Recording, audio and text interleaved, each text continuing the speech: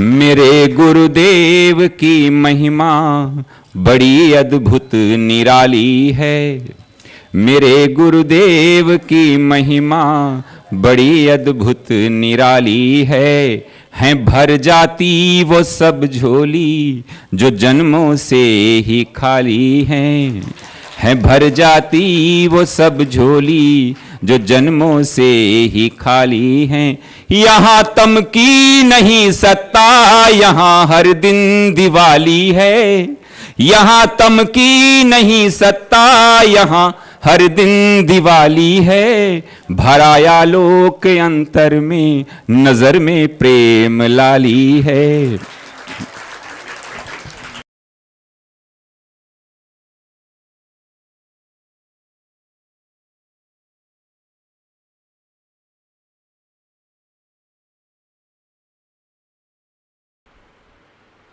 ओम सहनावतु सहनौ भुनक्तु सह वीर्यं करवावहै तेजस्विनावधीतमस्तु मा विद्विषावहै।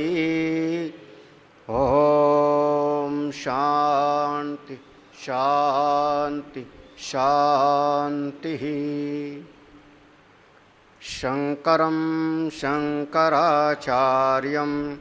केशवं बादरायणं सूत्रभाष्य कृतौ वन्दे भगवन्तो पुनः पुनः।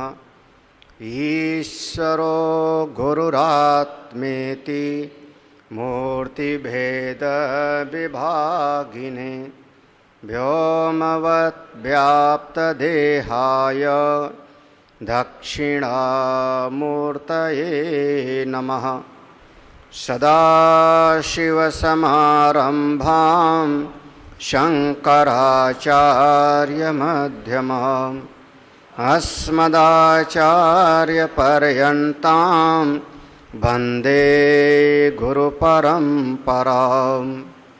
श्रुतिस्मृतिपुराणानाम् आलयं करुणालयं नमामि भगवत्पादं शङ्करं लोकशङ्करम्।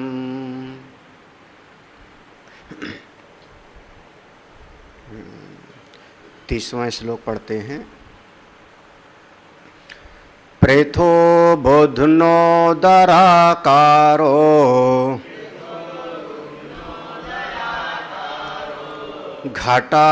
घटाकार्योऽत्र मृत्तिका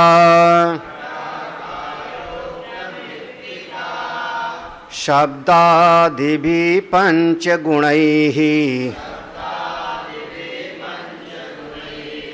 युक्ता शक्तिस्त्वदद्विधा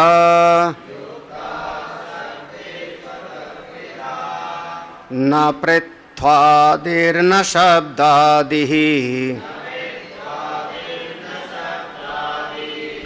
शक्ता वस्तु यथा तथा अतयो ह्यचिन्तैषा नानिवर्चनमर्हति नानिर्वचनमर्हति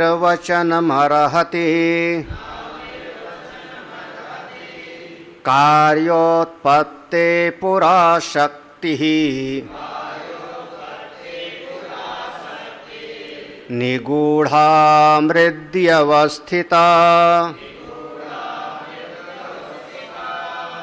कुलालादिसहायेन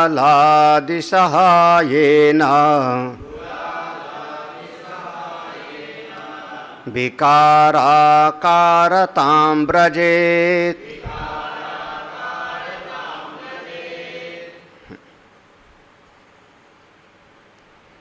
इस प्रसंग में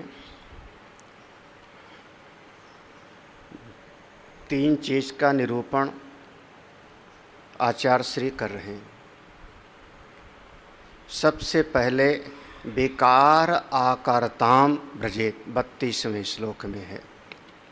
विकार आकर्ताम, जो विकार को प्राप्त हुआ और विकार को प्राप्त होकर के उसका कोई न कोई आकृति बन गई, आकार बन गया, रूप बन गया, इस कार्य जगत का,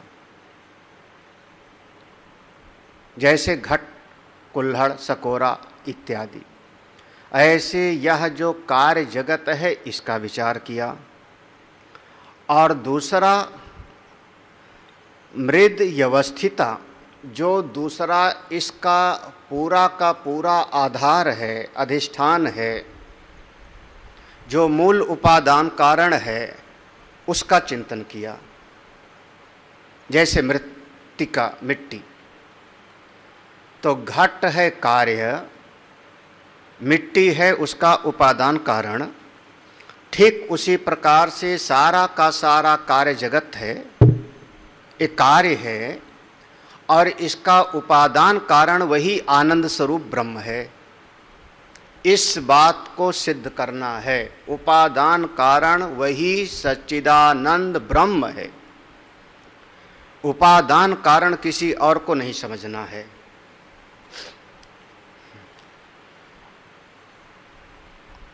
हम कभी कभी उपादान कारण प्रकृति को कह देते हैं, माया को कह देते हैं। माया जड़ है, उपादान कारण है, ईश्वर चेतन है, वो निमित्त कारण है, ऐसा बोल देते हैं। और फिर कहते हैं वह ईश्वर ब्रह्म नहीं, वह ईश्वर अभिन्न निमित्त उपादान कारण है। उसमें जो चैतन्य की शक्ति है वो निमित्त कारण बन रही है, और जो उसमें माया की शक्ति है वो उसका उपादान का कारण बन जाती है।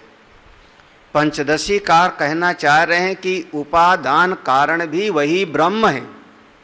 क्यों ऐसा कहते हो? क्योंकि आनंदाधेव खल्युमानि भूतानि जायन्ते, आनंद से ही ये सारा जगत उत्पन्न हुआ, आनंद में ही सारा जगत स्थित है, और आनंद में ही सारा का सारा जगत जाकर के लीन हो जाएगा। और ये जो तीन लक्षण दिया था, उत्पत्ति, स्थिति और प्रलय का, ये तीन लक्षण जिसमें घटित होता है उसके लिए कहा तद ब्रह्म तद विजिज्ञासस्व, वही ब्रह्म है। तो उपादान कारण यहाँ पर मूल रूप से वही आनंद ही है, वही ब्रह्म है और कुछ नहीं। अच्छा, दो चीज हुआ। एक विकार के रूप में जो कार्य जगत है इसका विचार करना है, दूसरे जो मूल कारण है अधिष्ठान रूप से, आधार रूप से, उपादान रूप से, उसका विचार करना है, आनंद स्वरूप ब्रह्म का। ये दोनों के बीच में एक चीज है जिसका नाम है शक्ति। सबसे ज्यादा जीव को उलझाने वाली यही चीज है, जीव को फंसाने वाली यही एक चीज है जिसका नाम है बीच में शक्ति। उस मिट्टी में एक विशेष शक्ति है, मिट्टी में एक विशेष शक्ति है जो घट की उत्पत्ति का हेतु बन जाती है। नहीं तो कुम्हार चाहे भी तो सब चीज से वह घट की उत्पत्ति नहीं कर सकता। कल शाम को ये विषय आ चुका था। तो उसमें एक विशेष सामर्थ्य है, वो शक्ति, उसी को हम कहते हैं माया शक्ति। वो माया शक्ति, वह माया शक्ति कैसी है इसके पहले कह दिया। वह माया शक्ति अचिंत्य येषा, अतएव ही अचिंत्य येषा। ये माया शक्ति कैसी है इसका ठीक ठीक चिंतन हम नहीं कर सकते। चिंतन किसका कर सकते हो? जिसमें कोई जाति हो, गुण हो, क्रिया हो, संबंध हो, उसी का आप चिंतन कर सकते हो। शब्द प्रवृत्ति के हेतु जिसमें होंगे उसी का चिंतन कर सकते हो। और शब्द की प्रवृत्ति के हेतु यही माने जाते हैं जाति, गुण, क्रिया और संबंध। पांचवा कभी कभी नाम भी उसमें जोड़ देते हैं, लेकिन उतना महत्व का नहीं होता। हाँ, जाति, गुण, क्रिया और संबंध, ये शब्द की प्रवृत्ति के हेतु हैं। और चूंकि वो माया की कोई जाति नहीं, हाँ, माया का किसी से संबंध नहीं तो उसका चिंतन कैसे करेंगे? अचिंत्य ऐसा, उसमें गुण हैं, बस इतना कह लो। इसीलिए उसी का सहारा लेकर के हम लोग थोड़ा बहुत समझने का प्रयास करते हैं। कैसा है ये? निर्वचनम ना अर्हति। देखो ऐसा 31वें श्लोक की नीचे लाइन है, ऐसा निर्वचनम ना अर्हति। कोई ऐसा नहीं है कि इस माया का वर्णन कर सके। इस माया को समझाने में अर्हत माने योग्यता, किसी के भीतर योग्यता नहीं है। कोई इतना योग्य नहीं कि माया को ठीक ठीक हमको बता सके, दिखा सके, ऐसा कोई नहीं है ये माया। इसीलिए अब एक शब्द आपको याद रखना चाहिए, अनिर्वचनीय है। अनिर्वचनीय माने जिसका वर्णन करना संभव नहीं है। कौन है? माया। अब 32वें श्लोक पे ठीक ठीक आ जाओ। कार्य उत्पत्ति पुरा शक्ति। देखो कार्य उत्पत्ति पुरा, कार्य रूप में जो घड़ा पैदा हुआ, घट की, अब एक घड़ा और मिट्टी चलेगा कम से कम 10 श्लोकों तक, याद रखना। वेदांत में तो हम जिंदगी भर पढ़ाएंगे। हाँ, रस्सी साफ, घड़ा मिट्टी, आकाश का नीलापन, सीप में चांदी, ये हम छोड़ेंगे नहीं। कब तक? जब तक आप सत्संग सुनते रहोगे तब तक। तो वेदांत में हमारा ये पक्का चलता रहता है। तो जो घड़ा के रूप में पैदा हुआ वह घट, देखो कार्य उत्पत्ति माने कार्य के रूप में घट पैदा हुआ। घट उत्पत्ति के पहले जो वो घट की उत्पत्ति की एक सामर्थ्य थी कि इसी में से घड़ा बन सकता है, वो घट की उत्पत्ति की जो शक्ति थी वो पहले कहाँ थी? निगूढ़ा, छुपी हुई थी। किसमें? मृदि अवस्थिता, मिट्टी में ही थी। इसीलिए हमने कल कहा था शायद, चावल के दाने से घड़ा नहीं बना सकते हो, पत्ते से घड़ा नहीं बना सकते हो, क्योंकि उसमें घट की उत्पत्ति की सामर्थ्य नहीं है। और सब मिट्टी से भी घड़ा नहीं बना सकते हो। एक विशेष प्रकार की मिट्टी से ही घड़े की उत्पत्ति हो सकती है। तो उस घट में एक विशेष शक्ति है। वो घड़ा उत्पन्न होने के पहले जो शक्ति है वो उस मिट्टी में छुपी हुई थी। याद रखना, यहाँ पर ध्यान देना, वो मिट्टी से अलग है शक्ति। इसके पहले आया था पृथ्वी आदि के जो 5 गुण हैं, शब्द आदि भी, शब्द स्पर्श रूप रस गंध, इससे बिल्कुल अलग है। तो मिट्टी से बिल्कुल अलग है और ये घट से भी बिल्कुल अलग है। हाँ, वो कार्य रूप में जो घड़ा पैदा हुआ वो भी उससे भी अलग है, और जो मिट्टी उसका उपादान कारण है उससे भी अलग है। कौन है? एक शक्ति है, मृदि अवस्थिता, वो मिट्टी में ही छुपी हुई थी। हुआ क्या? जब कुलाल आदि सहायेन, जब वह कुलाल कुंभकार उसने विचार किया कि हमको पैसा चाहिए, तो उसने कुछ सहायक करण लिया। सहायक करण क्या लिया? वो मिट्टी को खोद के गधे पर लाद के ले आया, गधा सहायक कारण हो गया। उसको गीला किया, फिर उसको चाक पर रखा, चाक पर रखा तो चाक उसका सहायक कारण हुआ। एक डंडा से उसको चलाया, वो डंडा भी उसका हो गया सहायक कारण। फिर उसने वहाँ पर बनाया, उसको बना के एक धागे से काटा, तो धागे से काटा वो भी उसका हो गया सहायक कारण। बाद में जब थोड़ा सूखने लगा तो उसको पीट पीट के बड़ा किया, तो उसका पिटना भी हो गया सहायक कारण। ये अनेक अनेक सहायक कारणों से उसी मिट्टी से उसने घड़े के रूप में एक चीज प्रकट करके रख दी। कुलाल आदि सहायेन विकार आकर्ताम ब्रजेत, ओ सहायक कार। तो अब ध्यान रखना यहाँ पर जो आगे कहना चाह रहे हैं, कुंभकार भी सहायक कारण है। हाँ, कुलाल आदि सहायेन, हाँ, कुंभकार भी सहायक कारण है जी उस घट की उत्पत्ति में। हाँ, भले हम कहते हैं निमित्त कारण है, लेकिन वो भी घट की उत्पत्ति में वो भी सहायक ही तो है। मिट्टी है, उस मिट्टी में घट की उत्पन्न होने वाली एक शक्ति छुपी हुई है। वो शक्ति जब कुंभकार अनेक अनेक चीज़ों को लेके आता है तो वो मिट्टी से घड़े को उत्पन्न कर, बीच में एक शक्ति छुपी हुई है। अब इसको और आगे खूब ध्यान से विचार करोगे तो वह जो परमेश्वर है, मूल मिट्टी के जैसे मूल उपादान है, या सारा का सारा जगत घट के जैसे कार्य रूप में है, तो ये सारा जगत जो नाम रूप अलग अलग पैदा हुआ कहाँ से, कैसे? एक प्रकरण होता है जिसको हम कहते हैं ख्याति प्रकरण, वो फिर बाद में कभी देखेंगे। ये पूरा का पूरा नाम रूपात्मक जगत, तो जितना नाम रूपात्मक जगत है असल में है वही, लेकिन इसकी उत्पत्ति में एक बीच में एक चीज आ गई है जिसका नाम है उस शक्ति। उस शक्ति को ही हमने नाम दे दिया माया। वो माया कौन? उस अधिष्ठान और कार्य जगत के बीच में एक शक्ति है। बस कल भी इस पर विस्तार में चर्चा हुई थी, कल शाम को भी विस्तार में चर्चा हुई थी। हाँ, वो शक्ति, उसी का नाम माया। एक श्लोक और, 32वां श्लोक हो गया।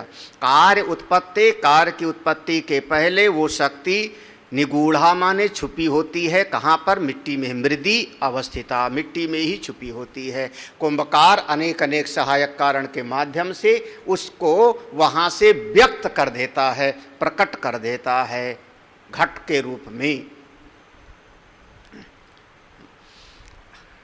एक सरल भाषा में एक बात बोल दूं तो शायद आगे का बात समझना। हाँ, बहुत सरल भाषा में, और अगर कोशिश करोगे तो जो घड़ा पैदा हो गया, घड़ा वो मिट्टी है कि नहीं है? हाँ, मिट्टी ही है कि कुछ और है? कुछ अलग तो नहीं है मिट्टी से। हाँ भाई, आपके पास ज्ञान के 5 साधन है ना, 5 ज्ञानेंद्रियां। आंख से देखा तो मिट्टी, यही ना। जीभ से चखा तो स्वाद आया मिट्टी का, हाथ से स्पर्श किया त्वचा से तो मिट्टी ही तो है। लेकिन हमने कहा घट, तो ये दो बुद्धि लगभग 2 बुद्धि एक साथ रह सकती है।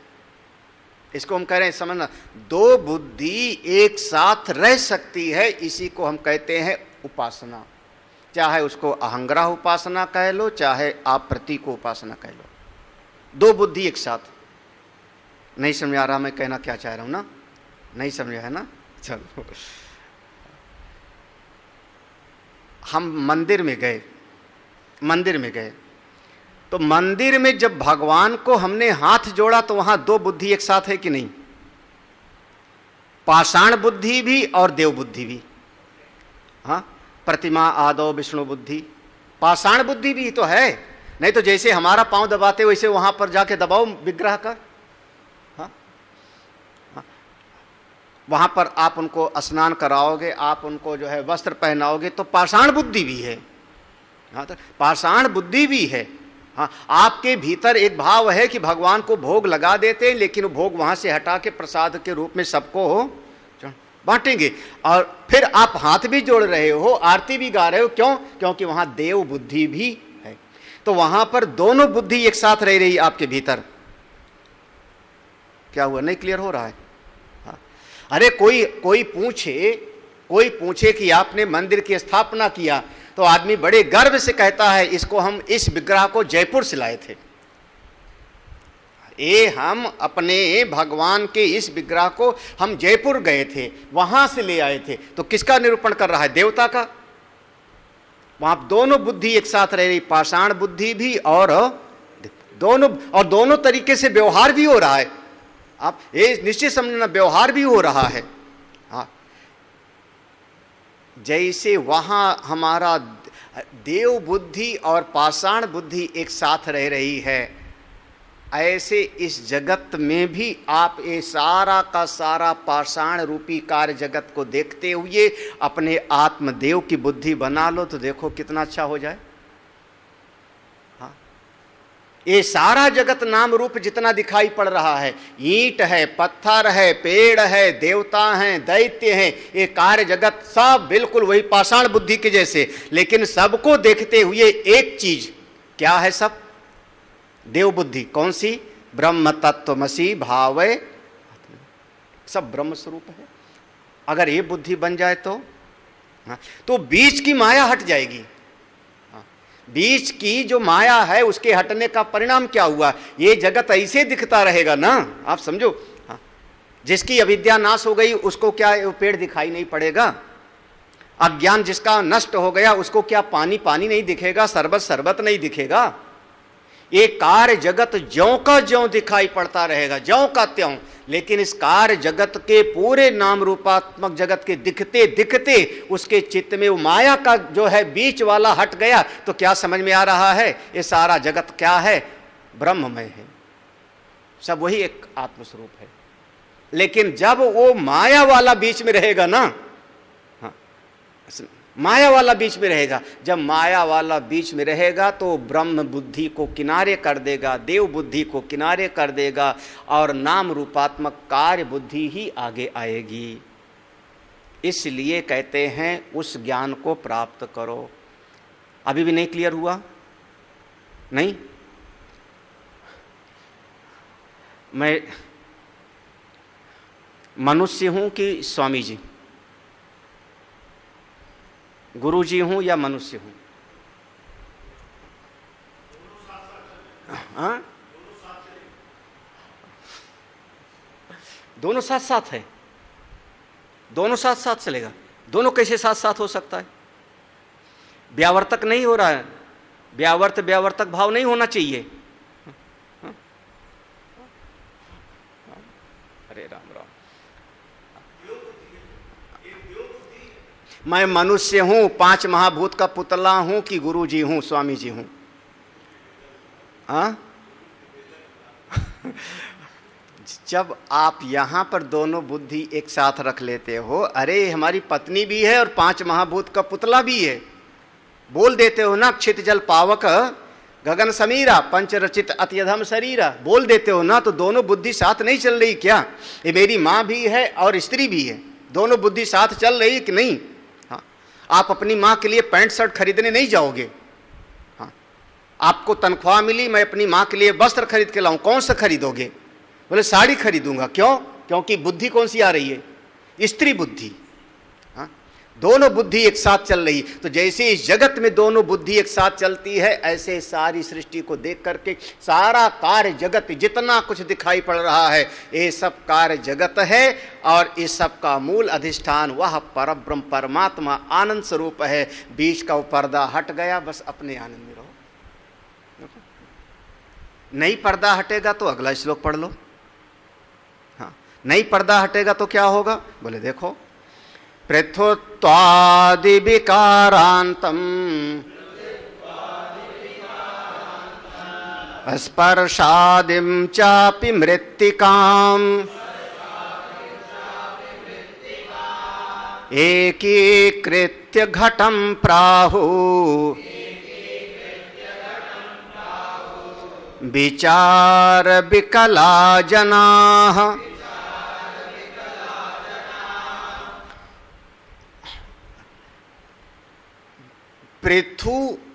पृथुत्व आदि, पृथुत्व माने उसका घड़े का मोटापन, पहले बताया था ना, घड़े का मोटा पतला, उसके पेट में कितना जगह है, वो सब को लेकर के, तो ये सब का सब जो कार्य के रूप में पैदा हुआ, पृथु आदि विकारांतम माने कार्य के रूप में, जो विकार के रूप में पैदा हुआ, इसको, और जो मिट्टी के गुण थे, कौन? शब्द स्पर्श रूप रस गंध, पंचीकृत महाभूत में आया, 5 मिला हुआ है, वो दोनों को स्पर्शादिम चाप मृत्तिकाम। तो देखो, घड़े का गोला मोटा पना और पृथ्वी के सारे गुणों को सब मिला के एकीकृत्य मिला दिया, अलग अलग नहीं समझ पा रहा दोनों को। एकीकृत्य क्या कहता है? अयम घटः, एक घड़ा है, दोनों को अलग अलग समझ नहीं पाए। इसका अधिष्ठान मिट्टी अलग, कार्य रूप में घट, आकार प्रकार अलग, अलग अलग नहीं समझ पा रहा है, एकीकृत्य मिला दिया, और मिला करके प्राहु क्या कहता है? ये घट है, हम घट को देख रहे हैं, घड़े को देख रहे हैं। महाराज कौन बोलता है? कौन बोलता है? विचार विकला। विचार विकला माने जो अकल का मारा है, जिसकी मति कुंद है, मति मंद। विचार विकला विचार करने में सामर्थ्यवान नहीं है।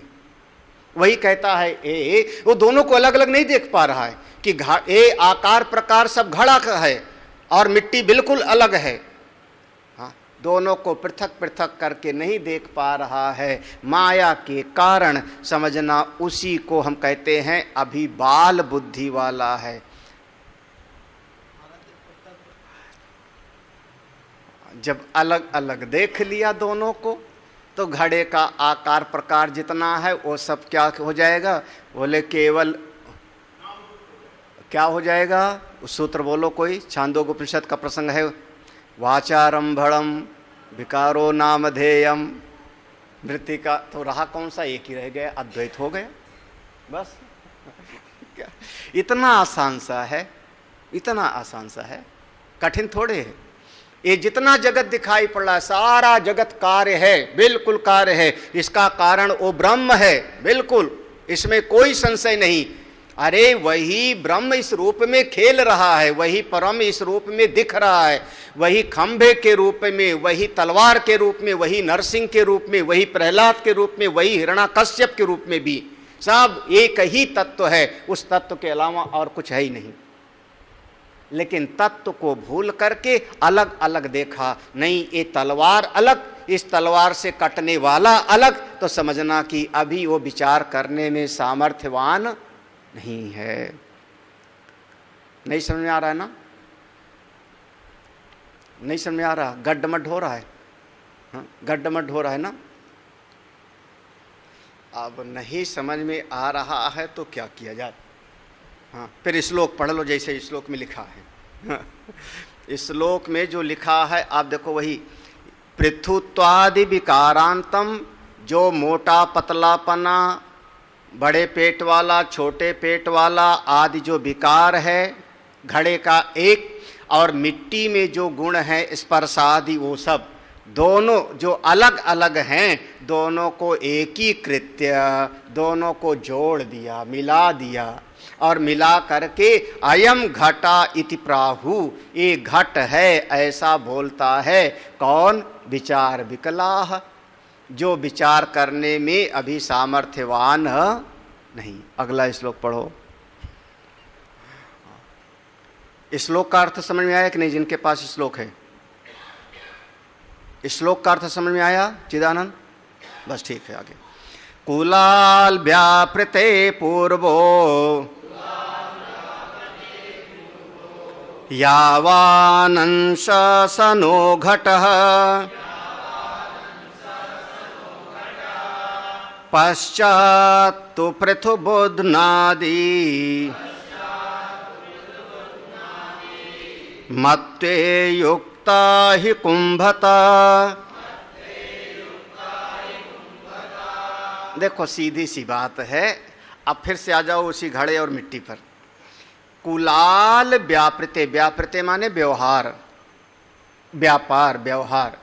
वह कुंभकार ने जो काम किया, उसके काम करने के पहले, पूर्व माने उसके कार्य करने के पहले जो मिट्टी थी, जो मिट्टी थी, उस मिट्टी को आप घड़ा नहीं बोल सकते थे। सा नो घटा, वो मिट्टी को आप घड़ा नहीं। कुलाल के, कुंभकार के प्रयास करने के पहले जो मिट्टी इतनी बड़ी रखी थी, लोंदा, उसको आप घड़ा नहीं बोल सकते थे।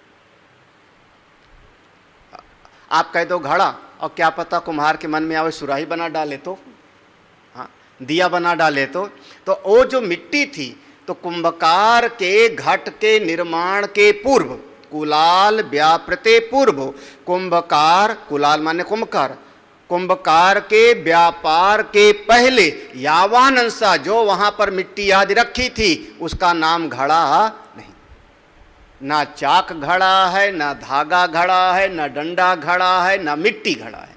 फिर पश्चात तु पृथुबुध्नाति, पश्चात तु, बाद में जब कुंभकार ने काम किया तो पृथु उसने मोटा सा बनाया, गोल सा बनाया, पृथु बुधनादि मत्ति, तो वो जो मोटा गोल सा उसका गला और वो सब बनाया, उसके उसी आकार को ही युक्ता ही घड़ा कहना युक्त है। उसके आकार को ही आप घड़ा कहना ही समीचीन है, सही बात है। असल में केवल जो उसने एक रूप दे दिया उसी को आप घड़ा कह सकते हो। कुम्हार ने मिट्टी का निर्माण नहीं किया। कुम्हार ने किसको बनाया? पानी को, मिट्टी को, किसको बनाया? एक आकार दिया है, उस आकार को, और जो आकार परम सत्य नहीं है, उस आकार, ऐसे सारा जगत समझ लो, सारे जगत का एक आकार दिया गया है। एक आकार दिया किसने? कोई एक कुंभकार है, उसने सारे जगत को आकार दिया। ये सारा जगत उत्पन्न होने के पहले अपने परम स्वरूप में नहीं था, अपने ब्रह्म स्वरूप में ना किंचन मिशत, कुछ भी नहीं था ये सारा जगत, और उस कुंभकार ने सारे जगत को आकार दे दिया। जब आकार दे दिया तब भी ये वही ब्रह्म है, एक एक वस्तु यहां पर ब्रह्म है। आप कहते हो सर्वव्यापक है, सर्वव्यापक माने सुई का नोक भी वही है,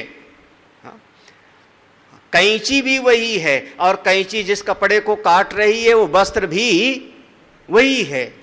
नहीं समझ पाते तो हम क्या करें? नहीं समझ पाते क्योंकि बीच में एक महारानी आके बैठ गई हैं। कौन सी महारानी? वो माया भुलाए रखती है, और क्या माया भुलाए रखती है। नहीं तो बिल्कुल ये सब कुछ, ये सब ब्रह्ममय ही है, सर्वम ब्रह्ममयम जगत। कुंभकार ने कुछ बनाया नहीं, केवल आकार दिया है, बस एक आकार, उसी को घड़ा कहना सही है। ऐसे सारा का सारा जगत उस सत स्वरूप में था, बिल्कुल सब उसी में से, उस परमेश्वर ने कह लो, नारायण ने कह लो, वो जो भी कहना चाहो, उसने एक आकार दे दिया बस। अरे ऐसे समझ लो ना, जितने पेड़ पैदा हुए, पेड़ पौधे जितने हैं सब मिट्टी तो थे, मिट्टी के अलावा और क्या था? मिट्टी से पैदा हुआ, मिट्टी के कारण चल रहा है, और मिट्टी में ही सब जा करके लय हो जाएगा। गलत बोला कि सही?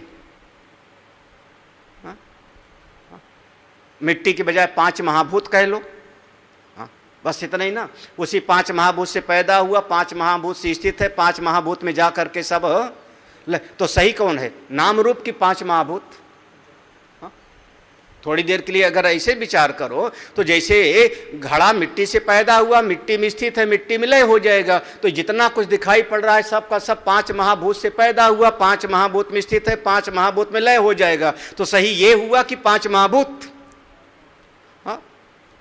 लेकिन हम तो कह रहे नहीं, हमारा पांव है, ये मेज है, ये कुर्सी है, ये हमारा घर है, ये हमारा कमरा है, छूना मत। अरे सब वही है, एक तत्व मात्र है और कुछ भी नहीं है।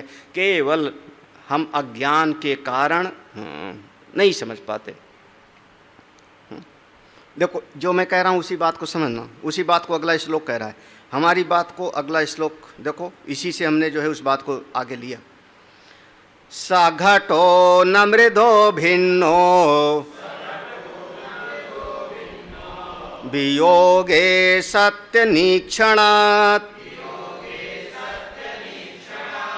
नाप्य भिन्ना पुरा पिंड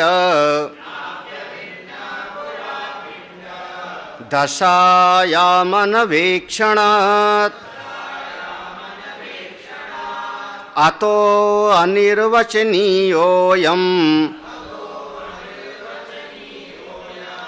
शक्तिवत्तेन शक्तिजः अव्यक्तत्वे शक्तिरुक्ता व्यक्तत्वे घटनामभृत। संभवतः इस श्लोक पर वो छांदोग्य उपनिषद का प्रसंग पूरा कर रहे हैं यहाँ पर आकर के। हाँ, 30वें श्लोक से करीब 7 श्लोक। अतो माने इसलिए आ जाएगा, तो यहाँ पूरा कर रहे हैं प्रसंग को। सा घटा, इस श्लोक पर देखना 35वां श्लोक। सा घटा, वो जो, अब घड़े को पकड़ के रखना, हाँ, वो दृष्टांत है हमारा, ये सारे जगत के लिए लागू होता है। सारा जगत सा घटा, वो जो घड़ा बना, ना मृदो भिन्न, वो मिट्टी से बिल्कुल भी अलग नहीं। हाँ, अविनाभाव ले आओ। अब इसको कहते हैं, अगला शब्द है अविनाभाव। वियोगे सति अनिक्षणात्, वियोगे सति, अगर मिट्टी निकाल लें तो, वियोगे सति माने घट में से मिट्टी निकाल लें तो अनिक्षणात्, फिर घट नाम की कोई चीज हमको दिखाई ही नहीं। घट में से मिट्टी निकाल लो तो घड़ा क्या बचा? इसका कहते हैं अविनाभाव। मिट्टी के बगैर घड़ा नहीं रह सकता। जो घड़ा है वो मिट्टी ही है, नंबर एक। और अगर घट में से मिट्टी निकाल ले तो घड़ा नाम की कोई चीज है ही नहीं। ना अपि अभिन्न, अरे राम राम, अब एक और गड़बड़ी बात आ गई। हाँ, ये जो घड़ा है, ये घड़ा जो है जिसको घड़ा कह रहे हो, ना अपि अभिन्न, ये घड़ा मिट्टी से एक भी नहीं है। इसका नाम रूप मिट्टी से एक भी नहीं है। क्यों? पिंड दशायाम अन्वेक्षणात्, क्योंकि जब मिट्टी का ढेर लगा था तो वहां घड़ा हमको दिखाई ही नहीं पड़ रहा था। आप कल्पना करना, यहां पर भाव करना, यहां पर कई बातें हैं। पहली बात आई, जो घड़ा बना वो मिट्टी से अलग नहीं। ठीक है, पहली बात है। ऐसे समझना, जो जगत बना ये परमात्मा से अलग नहीं। ठीक है, ये बात समझ में आ गई, नंबर एक। हाँ, दूसरी बात कहा, अगर घट में से मिट्टी निकाल लिया जावे तो घट नाम की कोई चीज नहीं बचेगी। इस जगत में से परमात्मा किनारे हो जाए तो जगत नाम की कोई चीज नहीं। ठीक है, दो बातें हो गई। ठीक है ना। ना अपि अभिन्न, ना अपि अभिन्न, तो ये जो घड़ा है ये मिट्टी से पूरी तरह से अभिन्न भी नहीं, एक भी नहीं है। हमेशा नहीं रहता मिट्टी में घड़ा। घड़ा मिट्टी में हमेशा नहीं रहता। कुछ गड़बड़ लग रहा है ना? यहीं पर चक्कर खाओगे? हाँ, कुलाल के चित्त वृत्ति से घट निकल रहा है मिट्टी से नहीं निकल रहा है, कुंभकार के चित्त वृत्ति से निकल रहा है। एक दिन शायद हमने शब्द प्रयोग किया था कि शब्द और अर्थ, पहले अर्थ होता है कि पहले शब्द? हाँ, पहले अर्थ हुआ कि शब्द? अरे गोस्वामी तुलसीदास जी ने यही से शुरू किया है। वो कौन सा श्लोक याद कराया था शुरुआत में? वागर्थाम्यो, हाँ, म्यू, वहाँ वागर्थम होगा। हाँ, वागर्थामिव संप्रक्त हो। रामायण का पहला श्लोक, वर्णानाम अर्थ संघानाम रसानाम छंदसामपि मंगलानाम च कर्तारौ। वर्ण अर्थ दोनों को मिलाओ क्या है? गोस्वामी जी शुरुआत कहां से कर रहे हैं? वर्णानाम और अर्थ संघानाम, दोनों को एक कर दिया ना, वही शब्द बिल्कुल ज्यों का त्यों है। तो ये जो घट का निर्माण हुआ वो घट मिट्टी में नहीं है। वो कहाँ है? कुल्हाल के मन में है। पहले उसके मन में आया, उससे पूछो क्या कर रहे हो कुंभकार महोदय, तो कहेगा घड़ा बना रहा हूं। आया कहां पर? उसके मन में। अब इस पर आप इतना विचार करते जाओ, इतना विचार करते जाओ। कुम्हार के मन में कहां से आया? पहले शब्द आया, बाद में घट बनाया उसने। कुम्हार के मन में कहां से आया? तो आप कहोगे पहले उसने घड़ा कहीं देखा होगा, यही ना? तो वो पहले जहां घड़ा देखा होगा वो किसने बनाया? बोले किसी ने बनाया होगा, उसके मन में आया होगा। अब वो मुर्गी अंडा कर लो पहले बीज हुआ कि वृक्ष हुआ? सबसे पहले कब? तो सारा जगत सबका सब पहले किसी के मन में आया होगा शब्द रूप में। मैं एको हम बहुश्यामा, मैं ऐसे सृष्टि को बनाऊं। सारा जगत शब्दमय है। स्फोटवाद का सिद्धांत हो जाता है। सारा जगत शब्दमय है, पहले शब्द आता है। तो वास्तव में घट नाम का कोई चीज नहीं है, कहीं पर घट नाम की कोई सत्ता नहीं है। अगर आपको दिखाई पड़ता है तो हमको कहना पड़ता है घड़ा जो तुम देख रहे हो बेटा वो वास्तव में मिट्टी ही है। हमको कहना पड़ता है ना, क्योंकि आपको दिखाई पड़ रहा है। हम कहना समझाने के लिए कह रहे हैं कि घड़े में से मिट्टी निकाल लो, तो घड़ा नाम की कोई चीज है नहीं। हमारी नजर से देखो तो मैं कह रहा हूं घड़ा तो कहीं है ही नहीं, केवल मिट्टी मिट्टी है। नाप्य भिन्ना, क्यों? मिट्टी में घड़ा कभी दिखाई नहीं पड़ता। नाप्य भिन्ना पुरा पिंडम, मिट्टी के पिंड में वो घड़ा नहीं है। क्यों? दशायाम, पिंड दशायाम अन्वेक्षणात्, क्योंकि जब ढेर रखा था मिट्टी का तो वहां घड़ा हमको दिखाई नहीं पड़ रहा था। अब निष्कर्ष निकाल रहे हैं। अब निष्कर्ष है इस पूरे कहने का, घड़ा और मिट्टी का, घड़े और मिट्टी का जो यहां पर था उसका निष्कर्ष निकाल। तो इसलिए समझना, वह जो मिट्टी है उस मिट्टी रूपी उपादान कारण से, अधिष्ठान से घट की जो उत्पत्ति हुई कार्य के रूप में, तो ये कारण हुआ मिट्टी, घट हुआ कार्य, तो ये दोनों के बीच में एक शक्ति है, एक शक्ति है। उसी शक्ति के कारण वो शक्ति कुम्हार के मन में चली गई। कुम्हार के मन में आया कि हमको पैसा चाहिए तो मैं घड़ा बनाऊं। एक शक्ति है, उस मिट्टी के साथ उसको पूरी तरह से एक भी हम नहीं कह सकते और उससे हम अलग भी नहीं कह सकते। नापि भिन्ना नापि अभिन्ना, ना भिन्न है ना अभिन्न पहले आया था, एक भी नहीं और उससे अलग भी नहीं, एक शक्ति है। उस शक्ति के कारण वह मिट्टी से घट की उत्पत्ति हुई। जो घट वास्तव में आकार प्रकार वाला जो दिख रहा है वो कहीं पर है नहीं। वाचारंभणम विकारो नामधेयम मृत्तिका इत्येव सत। अब तुरंत समझना, ये सारा कार्य रूप जितना जगत दिखाई पड़ रहा है ये घट के जैसे है, बिल्कुल घट के जैसे, उसी से उत्पन्न हुआ। वास्तव में जैसे घड़ा वैसे जगत ब्रह्म ही है, पूरा सृष्टि ये ब्रह्म ही है। हाँ, यहाँ पर सड़ा गला चीज दिखाई पड़ रहा है वो भी ब्रह्म है, पुष्प दिखाई पड़ रहा है वो भी ब्रह्म है, दैत्य भी ब्रह्म है, सब वही घट के जैसे ब्रह्म ही हैं, कुछ अलग नहीं है। हाँ, क्यों उत्पन्न हो गए उस ब्रह्म तत्व से, क्यों बन गए उस आनंद से ऐसे अलग? क्योंकि बीच में एक माया शक्ति आ गई। वो माया शक्ति कैसी? अतो अनिर्वचनीय, इसको हम ठीक ठीक बता नहीं सकते। अनिर्वचनीय भैया, ये अनिर्वचनीय है। यहां पर एक शब्द ले आना और आगे कह रहे हैं, असल में बताओ घड़ा क्या चीज है? हाँ चलो, घड़ा क्या चीज है? उसकी जो गर्दन बनी है वो घड़ा है, ऊपर का जो उसको सजाया है वो घड़ा है, जो उसकी दीवाल है वो घड़ा है। घड़ा क्या है? पूरा माने का घड़ा क्या है? हमको सिद्ध करके बताओ, जिसको हम कह रहे हैं घड़ा। अच्छा, आदमी क्या है? सिद्ध करके बताओ, आदमी हम किसको कह रहे हैं? हाथ आदमी है? अब ऐसे जोड़ गांठ के मत बताओ।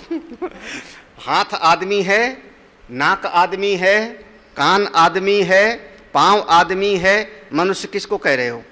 आपने बढ़िया लगा दिया सबका संघात ना। तो अगर सबका संघात आदमी है तो भैंस को भी मैं आदमी बोलूं, क्योंकि उसके भी आंख है। एक दोष हो जाएगा। कौन सा दोष हो रहा है? अतिव्याप्ति दोष है ना। आंख उसके भी है, नाक उसके भी है, सिर उसके भी है, पेट उसके भी है, इसका मतलब भैंस भी अनेक अंगों के समूह का नाम आदमी है। सारे अंग लिख लो, आंख, नाक, गला, त्वचा, अमुक अमुक, ये सबके संघात का नाम मनुष्य है। तो ये संघात तो कई और चीजों में भी जाकर के जुड़ जाएगा, व्याप्त हो जाएगा, तो अतिव्याप्ति दोष हो जाएगा। आदमी क्या है? ये राम 50 साल से तो हम ठीक है, तो चलो, ये तो कई बार जो है दो पैर तो सभी के हो जाते हैं। स्वामी जी कह रहे मुर्गे के भी दो पैर होते हैं, वो भी बोलता है तो जो है ना? सुनता भी है वो मुर्गा, है ना? हाँ, तोता भी बोलता है। चलो मान लो कोई दैत्य है, तो आप कह लो उसके भी 2 हाथ हैं, 2 पांव हैं, वो भी सुनता है, बोलता है, उसको मनुष्य बोलोगे? चलो, मन तो कुत्ते के पास भी है। अगर मन कुत्ते के पास ना होवे तो रोटी के पीछे पीछे क्यों दौड़े बेचारा? मालिक को कैसे पहचानता है कुत्ता? कहते हैं बड़ा स्वामी भक्त होता है। मन है तभी तो। ये मनुष्य भी अनिर्वचनीय है। भैया हम बता नहीं सकते, हमको समझ में नहीं आ रहा है कि कैसे बताएं। असल में घड़ा भी अनिर्वचनीय है। तो श्लोक देखना, तो अनिर्वचनीयो अयम, अयम माने घटः, अयम घटः। ये जो कार के रूप, जब वो परब्रह्म परमात्मा अनिर्वचनीय, बीच में जो माया है वो अनिर्वचनीय, तो वो जो बना वो अतो अनिर्वचनीयो अयम घटा, ये जो कार के रूप में पैदा हुआ ये भी है कैसा? अनिर्वचनीय।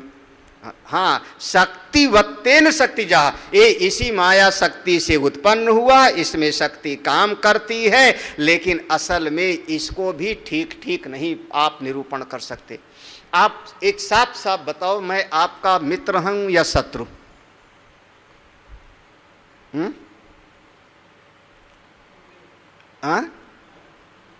क्या? नहीं, मैं आपका मित्र हूं या शत्रु? 2 में से एक बताओ। मतलब मैं बेपेंदी का लोटा हूं। कहना यही चाह रहा हूं, मैं बेपेंदी का लोटा हूं। आपका मित्र हूं या शत्रु? एक लाइन में मुझको बताओ। आपकी पत्नी आपकी मित्र है या शत्रु?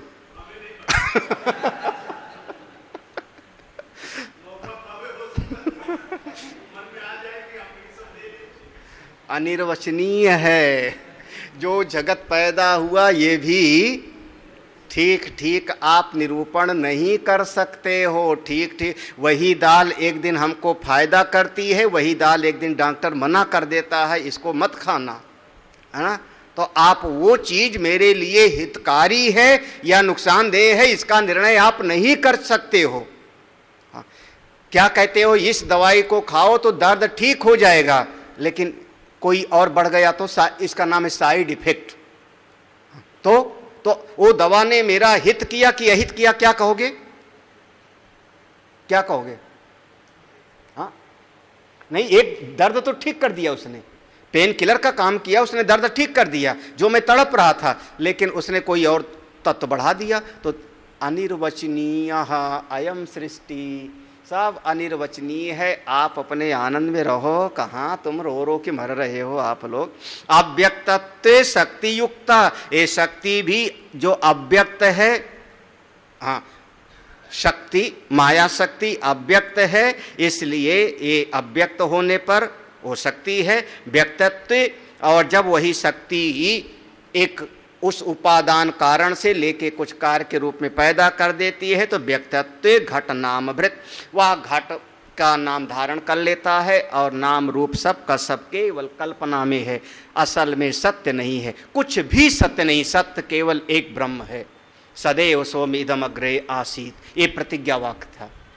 जहाँ का ये प्रसंग है वहाँ पर प्रतिज्ञा वाक्य था, ये प्रतिज्ञा वाक्य था। सदैव सौम्य इदम अग्रे, सत एव, हे सौम्य सत एव अग्रे आसीत, पहले सत ही था, सत ही है, सत ही रहेगा। बीच में जो कार्य के रूप में पैदा हो गया सब केवल झूठा सपना।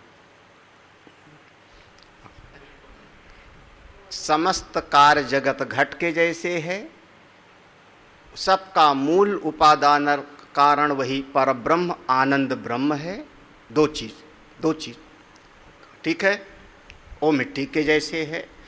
एक आनंद ब्रह्म से कार्य रूपी जगत क्यों पैदा हो गया? क्योंकि बीच में एक आ गई माया शक्ति।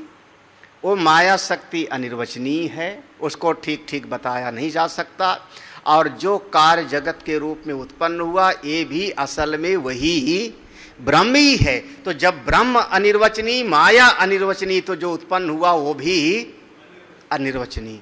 कुछ भी आप जो कहते हो समझ गए वही आपकी बहुत बड़ी नासमझी है। ऐन्द्रजालिक निष्ठापि माया न व्यज्यते पुरा पश्चात गंधर्व सेनादि रूपेण व्यक्तिमाप्नुयात् एवं मायामयत्वेन विकारस्य नृतात्मताम् विकाराधार मृदवस्तु सत्यत्वं च ब्रवीश्रुतिः। देखो श्लोक ऐन्द्रजालिक, ऐन्द्रजालिक माने जादूगर, मायावी, जो जादू दिखाने वाला है। निष्ठापि माया, उसके भीतर एक जादू की शक्ति पक्का बैठी है। निष्ठा, निष्ठा माने एक धातु है, नी उपसर्ग हो गया, धातु है स्था। अब स्वामी जी से सुन लो, स्थित होने के अर्थ में, दृढ़ता पूर्वक उसमें स्थित होने के अर्थ में, इसीलिए जो है नी उपसर्ग लगेगा। इसीलिए एक शब्द प्रयोग करते हो ना, ब्रह्म श्रोत्रिय ब्रह्मनिष्ठ। तो ब्रह्मनिष्ठ का अर्थ क्या होगा? वहाँ ब्रह्म अलग है, नी शब्द अलग है, स्था का था का ठा हो जाएगा। वो संस्कृत आपसे पढ़ो, व्याकरण के आचार्य आप हैं। हाँ, तो वहाँ पर जो ब्रह्म में अच्छी तरह से जाके निष्ठ हो गया। तो ऐसे जादू की शक्ति जादूगर में निष्ठ है, लेकिन हमेशा जादू थोड़े दिखाया रहता है। ना व्यज्यते माया, ना व्यज्यते पूरा। जब खाने बैठा था तो जादू थोड़े दिखावेगा। हाँ, जब अपने बच्चे के साथ बात कर रहा है तो जादू थोड़े दिखावेगा। छोटे से बच्चे को पढ़ाने बैठ गया तो जादू दिखावेगा क्या? बोले है उसके भीतर जादू की शक्ति पक्का है, लेकिन कब दिखावेगा? जब वो मंच पर आएगा तब। बाकी उसके हमेशा वो जादू। और जब मंच पे आया तो पश्चात गंधर्व सेनादि रूपेण, मंच पर आया तो गंधर्व नगर दिखा दिया, चतुरंगड़ी सेना दिखा दिया। कैसे? बोले माया से, माया से उसने दिखा दिया। ऐसे वो परमात्मा हमेशा इस सृष्टि को नहीं बनाता, हमेशा जादू को नहीं दिखाता। वो जब काम पड़ता है तो माया शक्ति को धारण करते हैं। काम पड़ा, जाओ जाके देवकी के 7वें गर्भ को निकालो, वहाँ पहुँचा आओ रोहिणी के यहाँ पे। माया ने कर दिया, वो अपने चुपचाप हैं। माया शक्ति को धारण किया, ये बकासुर को मार दिया और उसके बाद गए। माया शक्ति हमेशा धारण की ही नहीं हो है, उसमें एक शक्ति है जो सारे जगत को बनाती। एवं इसी प्रकार से, जादूगर के जैसे, एवं इसी प्रकार से मायामयत्वेन, वह जो परमेश्वर है उसके भीतर माया की शक्ति है, और उस माया की शक्ति से युक्त होने के कारण वह परमेश्वर माया शक्ति के युक्त होने के कारण विकार रूप में, कार्य रूप में, विकारस्य कार्य रूप में अनृत आत्मताम, ये सारा जगत जो झूठा है दिखाई देने लगता है। हाँ, क्यों? क्योंकि जैसे जादूगर के भीतर जादू की शक्ति है, हमेशा नहीं दिखाता। कब दिखाएगा? जब मंच पे आएगा। तो गंधर्व नगर बना दिया, सेना बना दिया।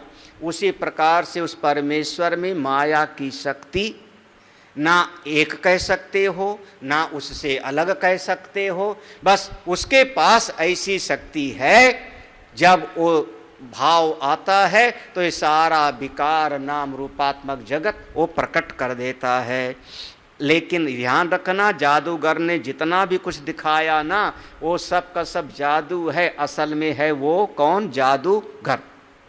बस उसी प्रकार से विकार आधार मृद वस्तु, समस्त विकारों का आधार एक जैसे घट का आधार मिट्टी है, उसी प्रकार से सत्यत्वम, वह परम सत्य पर ब्रह्म सारे नाम रूपात्मक जगत का वही एकमात्र सत्य है।